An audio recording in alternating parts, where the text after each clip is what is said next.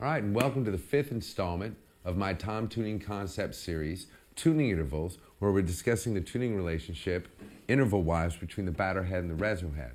Now, the technique we're discussing today is even tuning, probably one of the most common tunings ever used in the music business, where you just tune, or in the, should I say the drumming business, where you just tune both heads to the same pitch. It's a very rich, long sustain, not quite as much of attack as, say, a major third or a perfect fourth, but it's still a good, wonderful sound. I used this with Kenny Aronoff on my very first tour, and it just made his drums sing. Especially effective when you go up in pitch. If I had not been sticking with an F, B-flat combination from the beginning of this series, I would probably tune this drum up a little bit more. But I want you to hear exactly what it sounds like going through all the bottom heads changing. So this is still an F and this is an F. And they're tuned to the same pitch. And what you want to do is go ahead and listen to what that sounds like. But you also want to double check this tuning a lot more than all of them.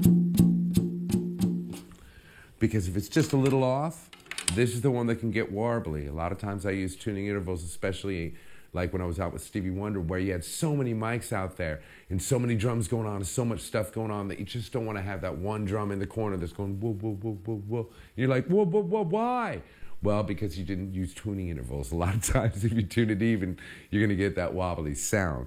So I want to double check, make sure we're righteous. All right, there we go. I knew I heard a little something, something. So let's stand this, or stick this on the stand, put it on the microphone, and give it a listen. Now, again, it's a lot more about sustain. Big tom fills, definitely so. Or if you're tuning up a bit more tightly, then you can do incredible figures super fast with this tuning. But it's not going to be quite as responsive to the mix as a major third or a perfect fourth. Oh, listen to that sustain, just ringing for days. The two heads are working in sympathy together, and the drum just rings out. Yep, still singing. Yep, still singing. One more time. Still going. Still going. If you want big resonance out of your toms, even tuning is the way to go. Especially when you're tuning them big and fat, you want big rock sounds that kind of sit in the mix and don't punch out. This is an excellent way to go, especially if you're tuning the drums up a little higher to get that, like you're using 16s and 18s versus 14s and 16s for your floor toms, and 12 and 13 versus 10 and 12. You know, again, appropriate drum size, just like head choice, just like tuning intervals, can make a big difference in the sound of your drums, both live and recording.